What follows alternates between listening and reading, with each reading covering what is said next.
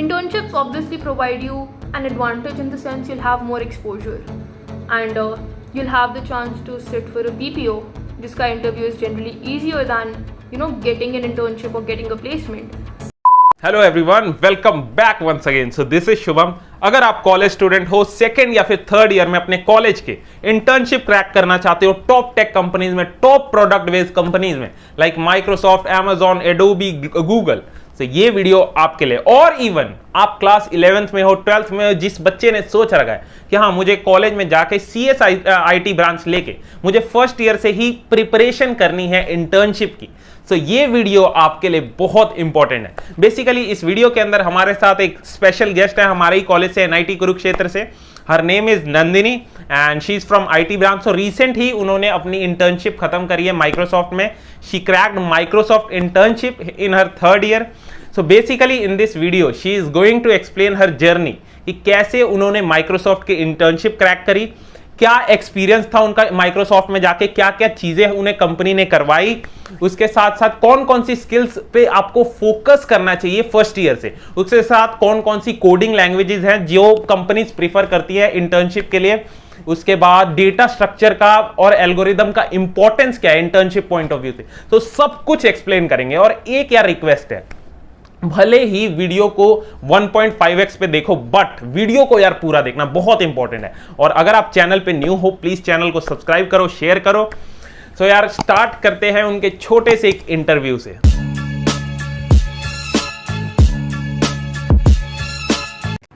So hi everyone, my name is Nandini Goyal.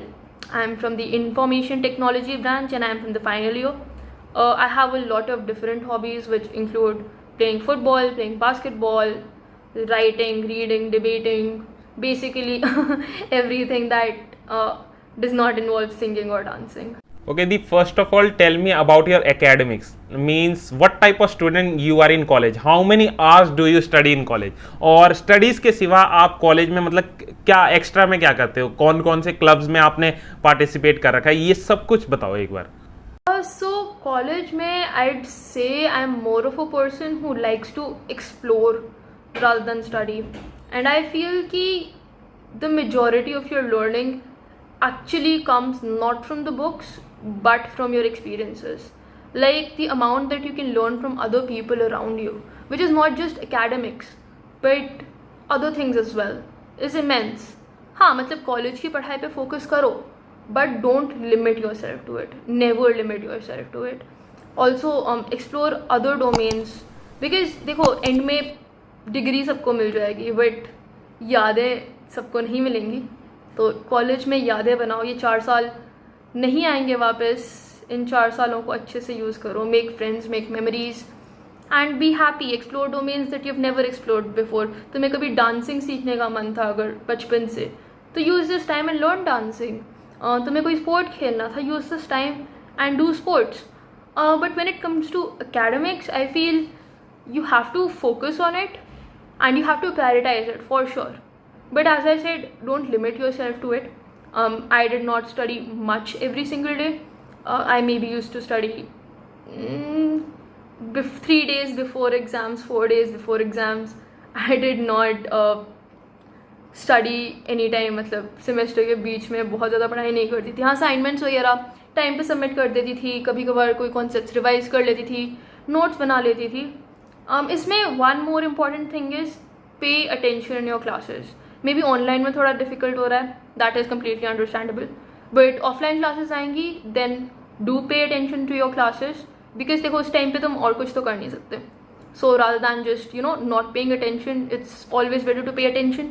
And end में तुम्हारा ही time save होगा, उसके कारण तुम्हारे ही एग्जाम में उसके कारण मदद आएगी एंड तुम्हारे ही मतलब ओवरऑल लर्निंग में उससे मदद मिलेगी. So as you are from NIT Kurukshetra, जो कि एक बेस्ट कॉलेज है अगर देखा जाए प्लेसमेंट पॉइंट ऑफ व्यू से, जिसमें सारी टॉप टेक कंपनी जितनी भी होती है लाइक माइक्रोसॉफ्ट, अमेजॉन, एडोबी, ये सारी आती हैं. सो जब आप कॉलेज में एंटर हुए थे NIT कुरुक्षेत्र में, तो आपका ड्रीम क्या था? कॉलेज में कौन सी कंपनी में प्लेसमेंट चाहिए, किसमें इंटर्नशिप करनी है? तो जब एंटर हुए थे बिल्कुल आप कॉलेज में, तो इसके बारे में बताओ थोड़ा. Right, so the thing is that getting placed in a big tech company or getting an internship in a big tech company was not really a goal of mine. the goal for me was always to go for higher studies, at least to some extent, maybe 2-3 साल के experience के बाद, या फिर maybe immediately after college. So that was always the goal, because I did not just want to limit myself to a BTech degree. I wanted to keep learning and growing. So उसके लिए right now I am pursuing CAT. However, internship का उस हिसाब से था because 6th semester में internship mandatory होती है, and yes, you have to spend time to prepare for that as well. So I started preparing for my internship somewhere in the beginning of my 5th semester, I would say. I did not study very hard. I did, however, participate in an Engage program that was sponsored by Microsoft. And I did get, see, my motto in life is कि तुम जो भी कर रहे हो, just give your 100% to it. And मतलब उसी हिसाब से चीज़ें select करो जिनमें तुम अपना best दे सकते हो. So I participated in what's called the Microsoft Engage program, and उसमें I got top solo contributor, through which, campus placements जब आए, I did not have to go through the online assessment. I was shortlisted directly for the interviews. Luckily, the interviews went well, and that's how I ended up at Microsoft. Okay, आपने first year में आपने क्या क्या करा था, मतलब कौन कौन सी स्किल्स आपने फर्स्ट ईयर में मास्टर करी थी, किन लैंग्वेजेस पे फोकस करा था आपने फर्स्ट ईयर में? तो अपने फर्स्ट ईयर का छोटा सा एक ब्रीफ इंट्रोडक्शन दो. Okay, so when it comes to mastering a language, I had been doing Java since 8th grade, and उससे पहले since 6th grade I dabbled a bit with Python and Ruby. So I did not come into college completely oblivious to what coding was. तो थोड़ा prior experience था मुझे. उसको ही I tried to hone those skills a bit more.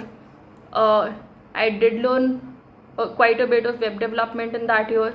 I started doing a bit of Android development as well. Skills enhance करने में, I think the skill that I enhanced most were my soft skills. Like, college is the best place to work on your soft skills as well, and people don't realize how important soft skills are when it comes to placements and internships. Like, coding, yeah, you can learn within 6 months, to be very honest, if you put the right amount of effort in it. But soft skills have to be developed over time. So yeah, I think that the skill that I learned most was communication skills, leadership skills, teamwork, and punctuality, hard work, all of those things. As you know कि everybody used to say कि DSA is very very important for placement interviews and internship interviews. तो इसके बारे में बताओ कि DSA किसी student के लिए कितना इंपॉर्टेंस है, उसको कैसे DSA को वो मास्टर कर सकता है ताकि आपकी तरह बच्चों की सेकंड या फिर थर्ड ईयर में टॉप टेक कंपनीज की इंटर्नशिप क्रैक कर सके. तो DSA का पूरा इंपॉर्टेंस बताओ. So if a student wants an internship in a top tech company, तो DSA हाँ करना पड़ेगा. और DSA में यार देखो, they can ask you questions from anywhere. Her top tech company, some of them prefer certain types of questions, others prefer certain different types of questions. थोड़ी चीज़ें हाँ कॉमन रहती हैं. So you'll have to do linked lists, you'll have to do binary search trees, graphs के algorithms करने पड़ेंगे, trees करने पड़ेंगे. There's different types of trees as well, so you'll have to learn about those as well. Hashing is another important concept. Dynamic programming is very important, and backtracking is also important. तो ये सारी चीज़ें करनी पड़ती हैं.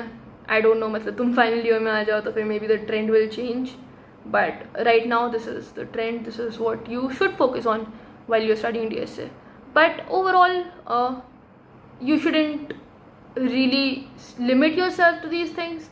When you're doing DSA, focus on the fundamentals, see that you actually understand what you're learning, and that I feel is most important. Because जब interview तुमसे questions पूछेगा about all these concepts, they aren't moreover looking at how much knowledge you have, they're looking at what your thinking process is. So while giving an interview, you have to be vocal. जो भी तुम सोच रहे हो, you have to basically vocalize it. तुम्हें बोलना पड़ेगा interview के सामने, okay, this is the problem and this is how I am going to go about it. This is one of the solutions I've come up with. this is not the most efficient solution because of these reasons. Hence, this is another efficient solution I've come up with, and this is what my final solution is. So you'll have to vocalize all of that. ये तो था आपने जैसे बताया कि DSA का importance. इसके सिवा स्टूडेंट्स को एक और डाउट होता है, सबसे बड़ा डाउट होता है स्टूडेंट्स को कि हाँ, बच्चे को फर्स्ट ईयर से ही सबसे ज्यादा इंपॉर्टेंस किस लैंग्वेज को देना चाहिए, जावा, C++ और पाइथन में से। कंपनीज जब बच्चा किसी इंटरव्यू में बैठता है प्लेसमेंट या फिर इंटर्नशिप की, तो कंपनीज जितने भी क्वेश्चंस देती हैं या फिर क्वेश्चंस पूछती हैं, उसको में सबसे ज्यादा प्रेफरेंस किसे मिलती है, किस लैंग्वेज को, C++ को, जावा को या फिर पाइथन को? तो इस पे थोड़ा कुछ बताओ। Alright, so companies generally prefer C++ or Java over Python from the interview point of view, especially if you're looking for a software company.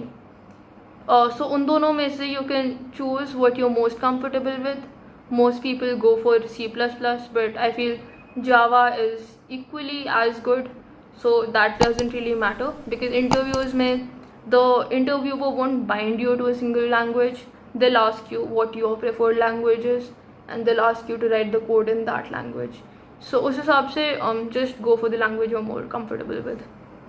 My next question is, as you are from NIT Kurukshetra, तो आपका relation क्या था आपके seniors के साथ? जैसे बहुत सारे लोग बोलते हैं कि हाँ, सीनियर्स का बहुत मेजर रोल प्ले होता है जब किसी बच्चे को इंटर्नशिप या फिर प्लेसमेंट होती है, या फिर जो सीनियर्स पहले ही ऑलरेडी प्लेस्ड हो जाते हैं तो उनके रेफरल की हेल्प से बच्चों को इजीली जॉब मिल जाती है। तो आपको क्या मतलब आपकी हेल्प करी आपके सीनियर्स ने, और क्या आपकी गाइडेंस दी कुछ उन्होंने इंटर्नशिप के लिए या फिर प्लेस, जैसे कि आप प्लेस भी हो चुके हो, प्लेसमेंट आपकी हो चुकी है, तो आपका क्या मेजर रोल प्ले था आपके सीनियर्स का आपकी प्लेसमेंट और इंटर्नशिप में?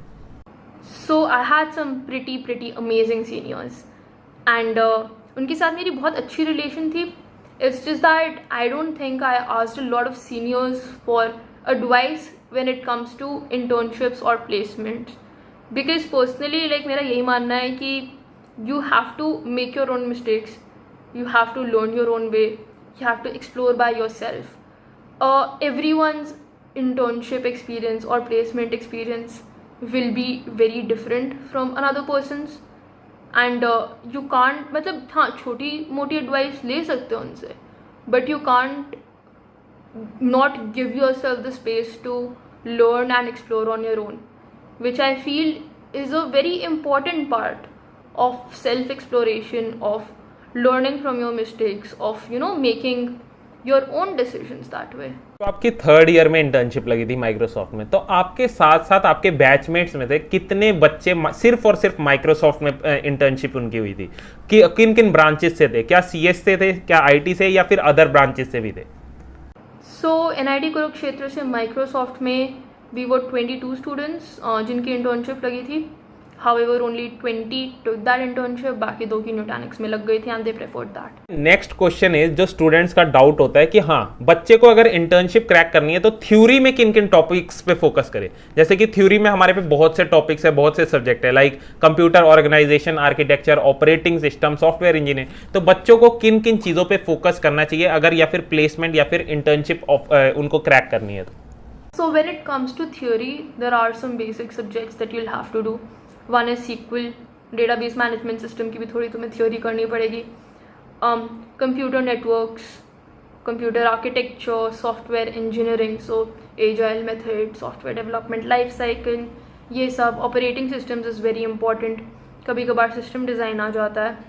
Also everything that you have written in your resume, because you might just get an interviewer who is sort of familiar with all that stuff. So you have to also do the theory of all the courses maybe that you have mentioned in your resume. So that is another important part that many people miss out on. मैं अपनी priority wise कुछ skills बता दो, मतलब कोई बच्चा अगर college में जाता है तो उसे किन किन स्किल्स पे फोकस करना चाहिए फर्स्ट ईयर से ही? एक लिस्ट ऑफ टोटल स्किल्स बता दो, लाइक डेटा स्ट्रक्चर, एल्गोरिदम अगर देखा जाए सबसे ज्यादा इंपॉर्टेंट होता है, सबसे ज्यादा प्रायोरिटी होती है इंटर्नशिप या फिर प्लेसमेंट के लिए, तो एक लिस्ट ऑफ स्किल्स बताओ. Okay, so as far as prioritizing a skill set goes, that depends on the job you want to pursue, and that really does not have to be software development. बहुत सारी और भी चीज़ें होती हैं. You can go for business analytics, you can go for data science, you can go for web development, you can also opt for higher studies. तो उस हिसाब से चूज़ करना. However, I feel that you're particularly asking me about software engineering. So software में obviously you have to focus a lot on DSA, data structures and algorithms. And इसमें मतलब you'll have to spend time on it. अच्छे से practice करनी पड़ेगी. You can't mug it up and go. रटने का कुछ फ़ायदा नहीं होगा इसमें. DSA के बावजूद you'll also have to revise concepts such as operating systems, SQL, also कभी कभार computer networks आ जाता है, सिस्टम डिज़ाइन आ जाता है, तो ये सारी चीज़ें थोड़ी करनी पड़ती हैं. सवाल है जो फ्रेशर्स के लिए है कि मतलब जब बच्चा न्यू कॉलेज में जाता है तो जोश में तो CS या फिर IT ब्रांच ले लेता है, तो उनको पूरी कोडिंग करनी होती है इन ब्रांचेस के अंदर. तो बच्चा शुरुआत में तो थोड़े दिन बहुत जोश के साथ कोडिंग करता है, बट थोड़ा जैसे जैसे टाइम निकलता है, जैसे जैसे कुछ मंथ्स निकलते हैं, उसके बाद बच्चे को कोडिंग बोरिंग लगने लगती है. मतलब बहुत से बच्चे तो गिव अप कर देते हैं, बहुत से बच्चे डिसीजन ले लेते हैं कि हाँ हमें ब्रांच अपनी चेंज करनी है, हमें कोडिंग बिल्कुल समझ नहीं आ रही और बोरिंग लगने लगती है. तो आपका क्या एडवाइस है, बच्चों को क्या करना चाहिए ताकि कोडिंग उन्हें इंटरेस्टिंग लगे? ओके, सो कोडिंग बोरिंग लग रही है, इसके 2 रीजन्स हो सकते हैं. The first reason is that you are maybe pushing yourself too hard. Because I have seen people जो इतना ज़्यादा अपने आप पर पुश करते हैं, लाइक दिन में 5-6 घंटा कोडिंग करते हैं and then they burn out very soon. तो उसके लिए you'll have to give yourself a break, you'll have to relax, or you'll have to not put so much pressure on yourself, and that is basically the only way to get past a burnout. The other section of people is जिन लोगों को coding पसंद ही नहीं है. For those people, decide करो whether you want a coding job or not. If you do want a coding job and coding में interest नहीं आ रहा, then maybe try a different language. या फिर maybe try writing codes that actually interest you. Don't go for हाँ कुछ भी problem मिल गई, we have to solve it. Start small, start with codes that start with problem statements that you might feel more interested in.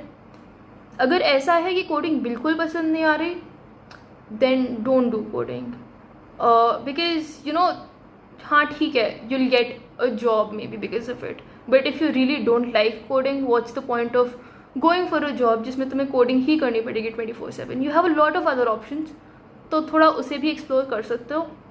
तो my last question is कि internship से हमारी placement पे क्या इफेक्ट पड़ता है. मान लो एक एग्जांपल के साथ बताता हूं कि एक स्टूडेंट है जिसने पहले ही अपने 2nd-3rd ईयर में इंटर्नशिप कर रखी है और 4th ईयर में वो अपने प्लेसमेंट में बैठ रहा है, और एक स्टूडेंट है जिसने कभी भी मतलब कोई भी इंटर्नशिप नहीं करी हुई, वो डायरेक्ट प्लेसमेंट्स में बैठ रहा है. तो उस स्टूडेंट को कितना एडवांटेज होगा जो पहले ही इंटर्नशिप कर चुका है प्लेसमेंट से पहले, as compare to that student जो डायरेक्ट बैठ रहा है प्लेसमेंट में? Alright, so this answer might surprise you a little bit, but internships obviously provide you an advantage in the sense you'll have more exposure, and you'll have the chance to sit for a PPO, जिसका interview is generally easier than getting an internship or getting a placement.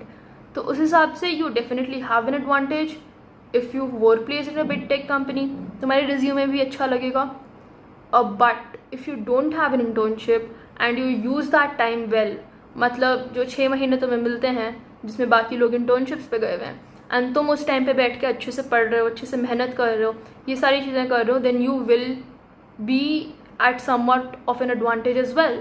Because हम लोग जब internship पे बैठे होते हैं, हम DSA नहीं कर रहे होते.